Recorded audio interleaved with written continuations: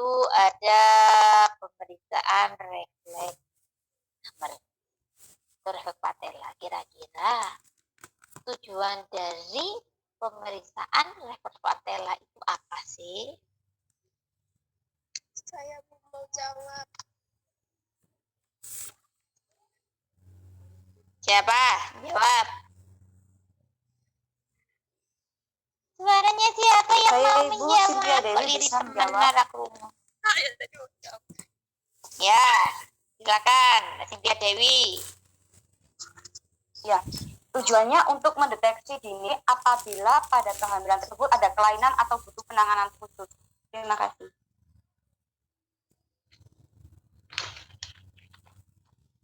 Mendeteksi. Apakah kira-kira untuk mendeteksi apa refleks patella itu?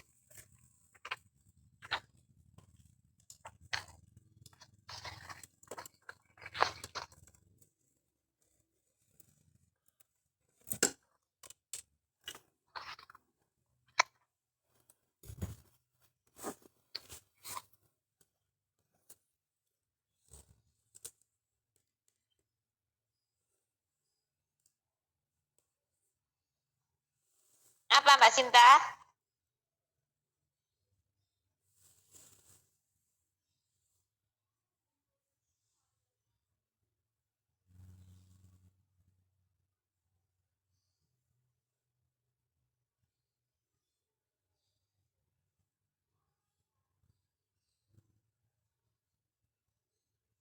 Untuk mendeteksi kalau ibu mengalami kekurangan vitamin D atau tidak.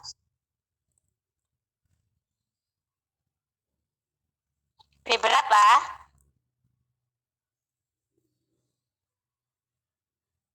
Atau Kekurangan B berapa? kekurangan B Iya, kekurangan vitamin B berapa?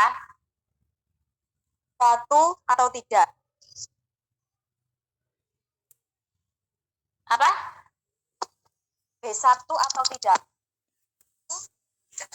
Nah, kekurangan B1. Jika kekurangan B1, kira-kira penyakit apa yang muncul?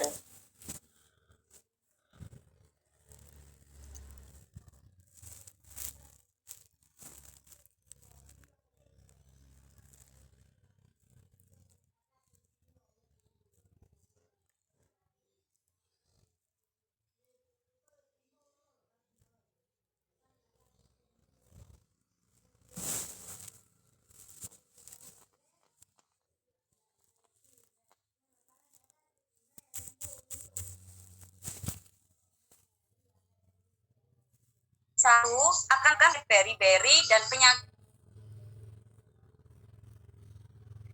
beri-beri, Bu. Iya, beri-beri cirinya sulit untuk berbicara dan sulit untuk berjalan. Jawabnya kok lama sekali.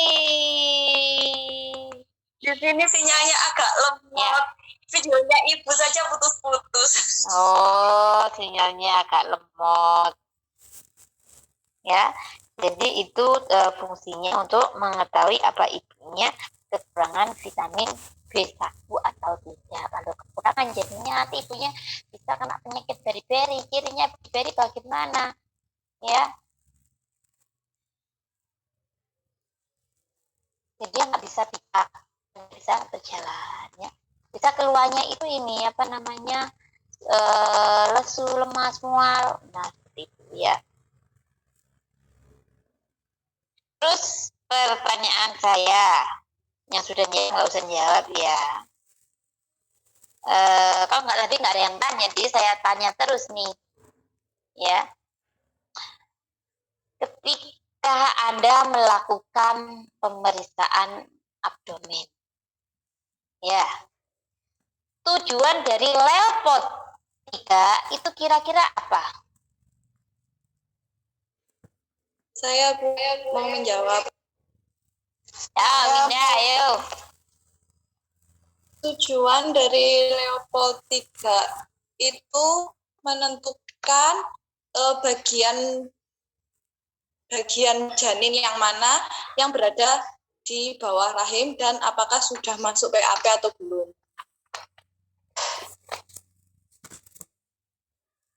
Begitu, Bu. Ada dua tujuannya. Yang pertama Ya, apa?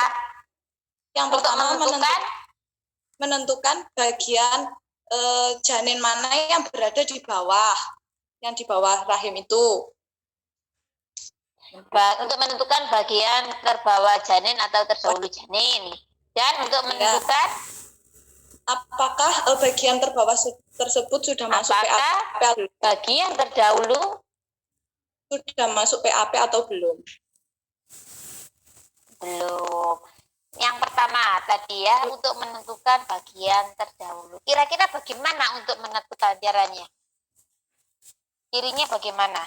Jika teraba bagaimana? Jika teraba keras dan melenting, itu berarti bagian terbawahnya adalah kepala. Dan ketika digerakkan atau digoyangkan, bulat, dia ada tiga cirinya. Bulat, keras, bulat, dan melenting. Berarti itu kepala. Terus untuk menentukan sudah masuk PAP atau belum, caranya dengan ketika jari kita digoyangkan, cirinya ketika sudah masuk PAP, bagian janin tersebut tidak dapat digerakkan atau digoyangkan. Jadi kayak terkunci di tempatnya begitu, Bu. Iya ya. Jadi kata digoyangkan berarti ya belum masuk PAP, bagian terdahulu belum masuk PAP. Kalau tidak bisa digoyangkan atau digerakkan, berarti bagian terdahulu sudah masuk PAP. Ya. Jadi kalau belum, ya mesti bisa digoyangkan, tidak boleh dilakukan level 4. Tapi kalau sudah tidak bisa digoyangkan, boleh dilakukan level 4. Ya, pertanyaan saya masih lanjut ke Mbak Winda. Tujuan dari level 4 itu apa? Tujuan dari level 4 adalah untuk menentukan seberapa jauh bagian janin tersebut masuk ke dalam PAP. Masuknya itu seberapa jauh begitu. Ada 3 teknik. Ada jadi teknik. Kan tadi kalau dari videonya, tangan kita yang kiri mengunci bagian terbawah janin dan tangan yang menghitung dengan jari, dihitung dengan hitungan per 5. Menggunakan 5 jari. Berapa jam? Kalau itu untuk menghitung seberapa perlimaan ya bagian terdahulu sudah masuk. Tapi yang saya tanyakan, ketika level 4 itu ada 3 teknik. Kira-kira di situ 3 teknik saja.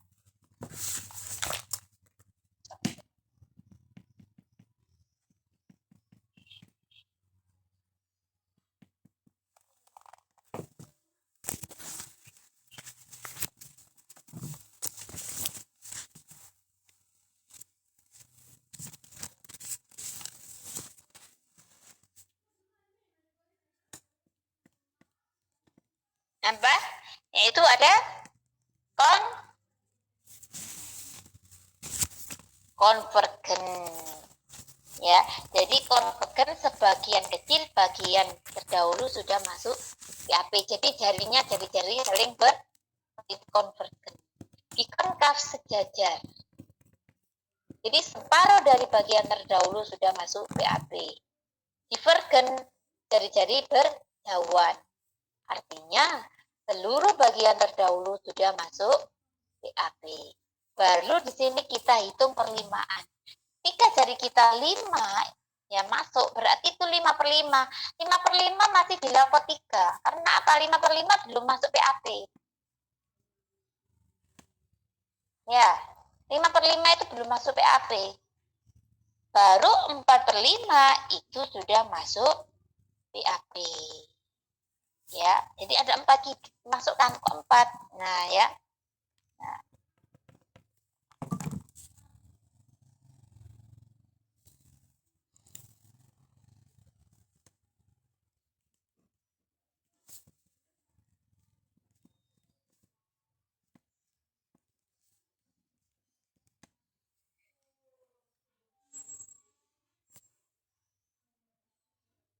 Yang kemarin sudah di ini loh, apa namanya, kemarin waktu dulu sudah singkat suruh membuat itu loh, masih ingat lah,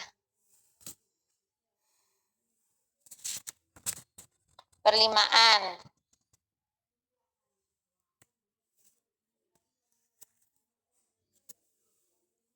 5/5, 4/5, 3/5, 2/5, 1/5, 0/5. Ya, kalau 5/5 ya kepala ya.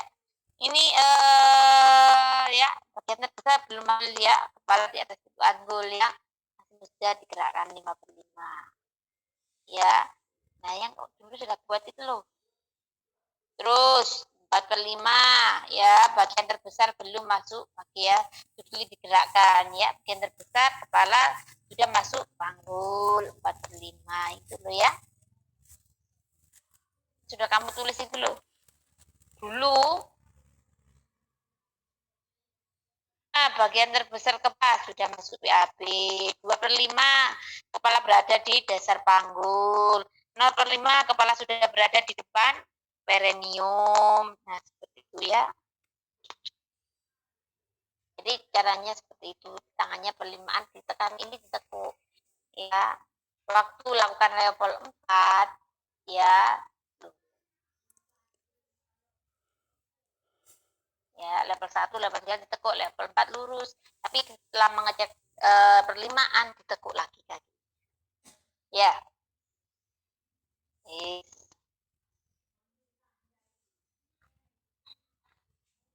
Kita absen dulu deh, nanti habis waktunya, mumpung ini yang masuk penuh ini 39.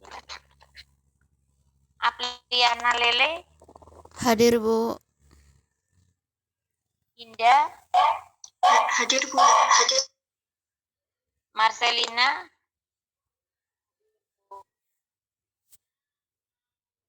Bora Hadir Bu. Menas Hadir Bu. Marlin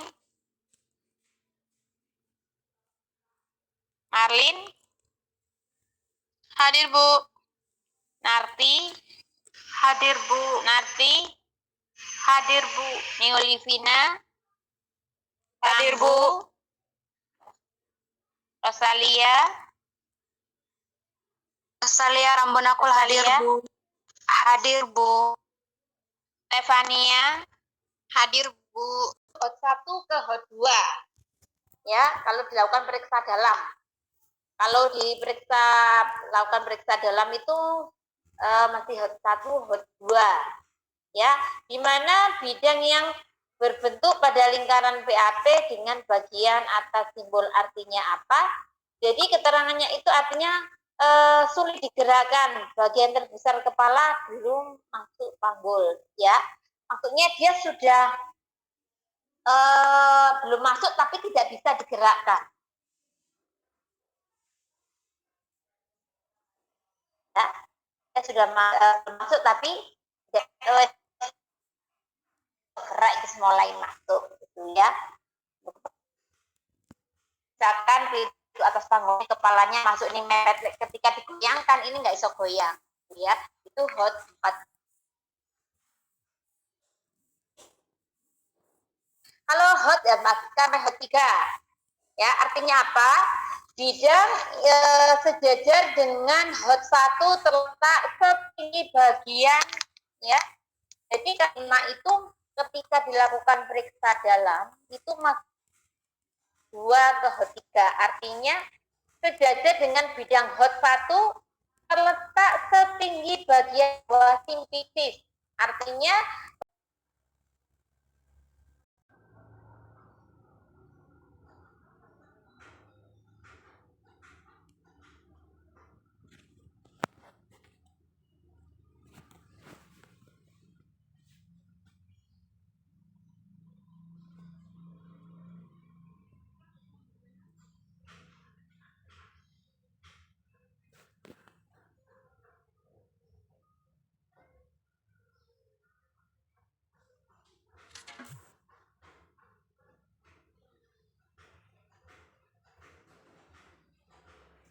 terletak setinggi oskopikis, ya, oskopikis, ya, artinya apa? Kepala berada di dasar panggul ketika dipetil kena. Oh, ini kepala rek, oh ya. Nanti kalau hot 4 ya itu 0/5. 0/5 ya ada di depan perineum, kelihatan tuh kepalanya, ya. Jadi itu adalah perlimaan ya, penurunan kepala janin ya, perbandingan hasil periksa luar dan dalam. Kalau dalam tadi ya pakai hot, kalau luar pakai perlimaan hot 5/5, 4/5, 3/5. Paham ya dari situ?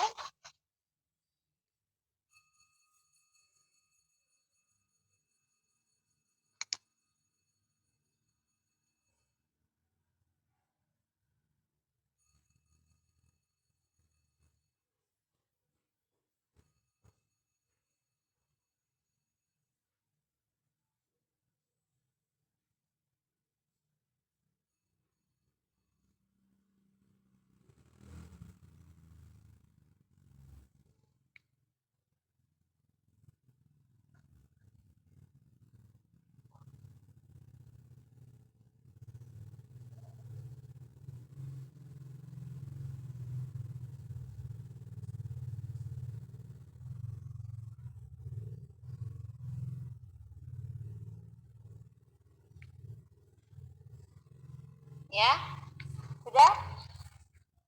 Sekarang pertanyaan saya satu lagi. Kok kayak pertanyaan sih buat Dimai? Gila, kamu nggak tanya ya saya sing tanya toh. Roslina kakak dibuka ya. Tolong yang kameranya dimatikan ya di depan, kecuali ya aku sakit atau yang lainnya. Matikan dikit ya. Cium yo nggak ya Roslina kakak yo nggak masalah. Aprosina ini langsung dihidupkan semuanya, nah, ya nggak usah malu ya. Malu itu bangun tidur langsung masuk Zoom itu dari malu ya, tapi kan nggak kelihatan malu bangun tidur belum mandi. Yang penting rambutnya rapi ya, di 11 jari ya. Oh, mandi 11 jari ya sudah, cuma mukanya doang ini aja, ini sudah selesai, ini pakai bedak sudah selesai.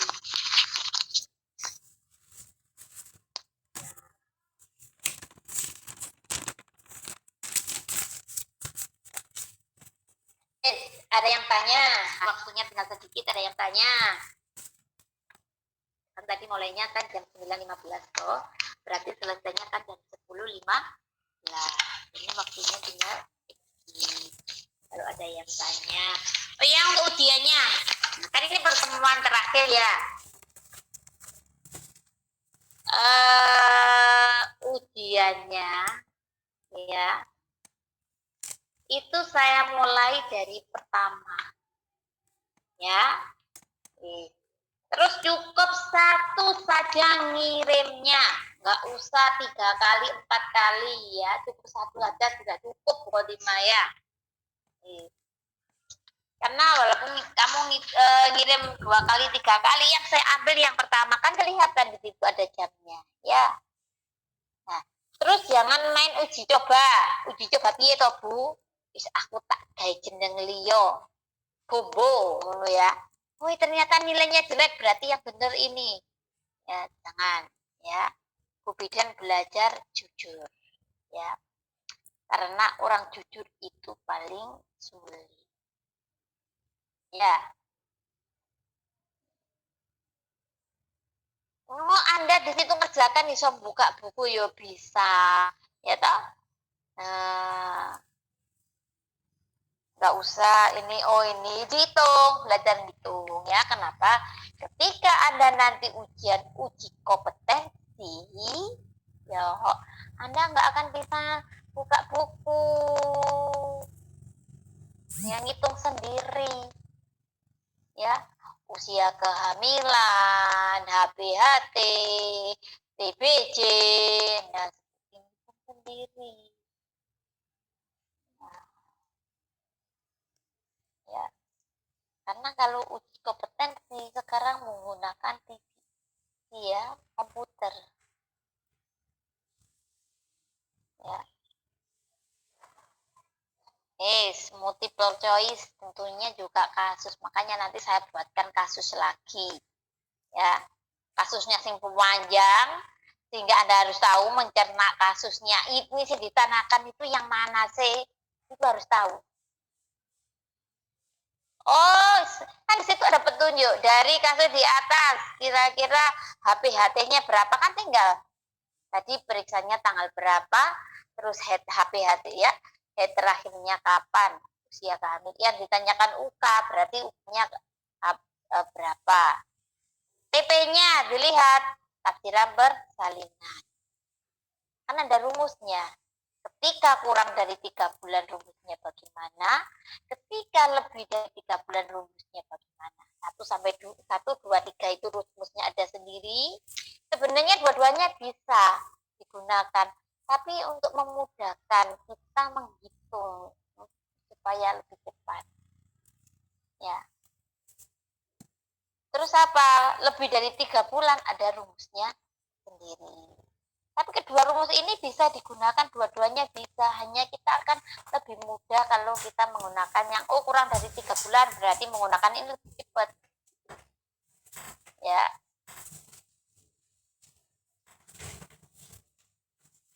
Ada yang tanyakan?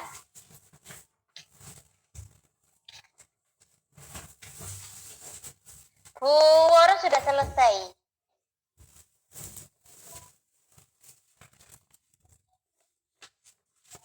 Belum, Bu.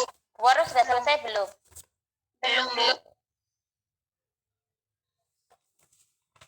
Tadi pemeriksaan fisik ada yang tanyakan?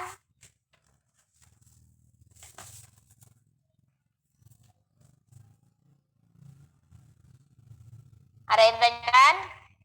Ada, Bu. Hah? Ada kok nggak ada? Suaranya kok suara ini makanya headset loro iki tak lebokno iki lho, dengan suara yang sangat dayu suara.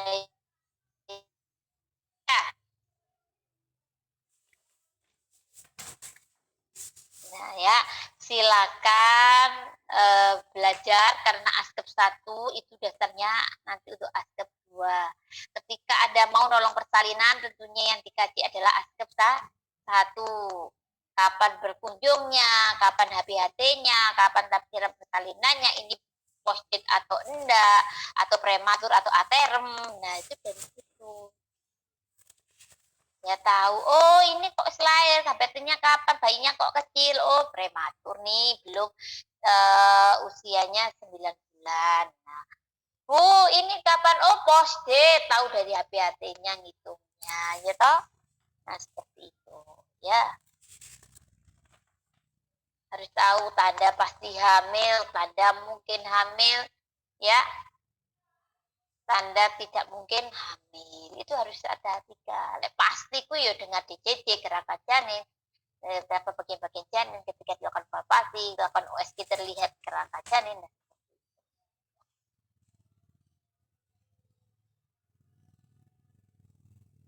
Ya, tanda. Yang lainnya ada yang tanyakan? Sudah paham?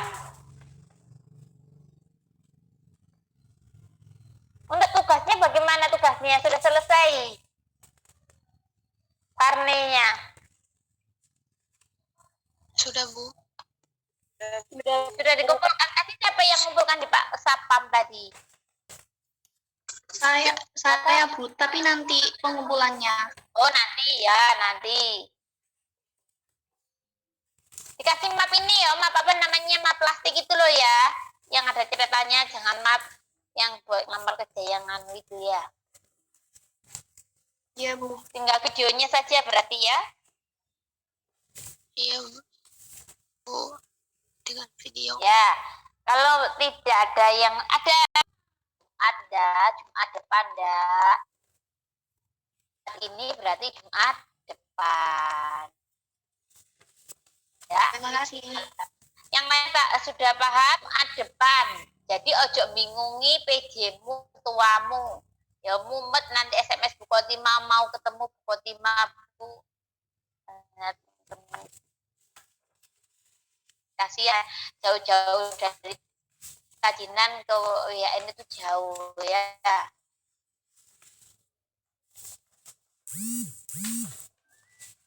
Lewati beberapa lama. Ini live-nya ada yang tanyakan. Dek. Buka Arya Armansyah itu sendiri toh. Arya Armansyah ini kok dimatikan kameranya. Kok jarang masuk. Arya? Oh, Ya. Arya Armansyah. Kamu kok jarang masuk ke mana nih? Kamu nggak akan Masuk, Bu. Cuman kemarin masuk, Bu. Cuman kemarin waktu nge-zoom itu lagi sambil kerja. Kan, Bu. Jadi kameranya dimatikan. Beberapa hari kok nggak mau tak tanyain temenmu. Ini nggak menjawab dari Armasia. Iya, Bu. Soalnya waktu yang Ibu panggil itu kebetulan lagi kerja kan, Bu, di kantor. Jadi kameranya dimatikan, suaranya Oh, juga sambil dimatikan. kerja. Iya, Bu. Maaf, Bu.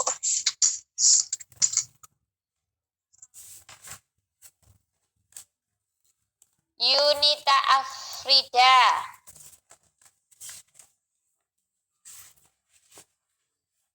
Oh, dibuka ini loh, lagi dipanggilin ini ya Kak, dibuka toh. Padahal ini pertemuan terakhir tak lihat sih anakku ini muka opo. Ada Nggak sementara absen, tahu. Bu. Apa? Febriani Fitri. Ini mesti dimatikan Febriani nih. Nggak dimatikan, Bu. Gitu ya. Nah, terus itu posemu berdiri terus apa nggak capek kamu itu? Kalau dibuat buka WA memang mati sendiri, Bu. Iya, Bu, gitu. Ya coba buka WA. Berarti yang mati-mati itu buka WA nih, berarti nih. WA sama siapa nih? Bu Kotima juga tidak WA kamu padahal. Nggak Pindah paling Febriani. Enggak, Bu. HP-nya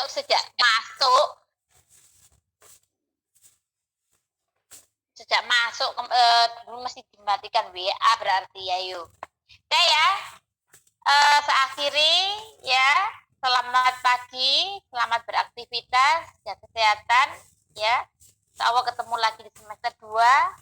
Kalau saya mengajar di semester 2 ya. Saya akhiri. Selamat pagi. Assalamualaikum warahmatullahi wabarakatuh. Terima kasih banyak. Waalaikumsalam warahmatullahi wabarakatuh. Recording stopped.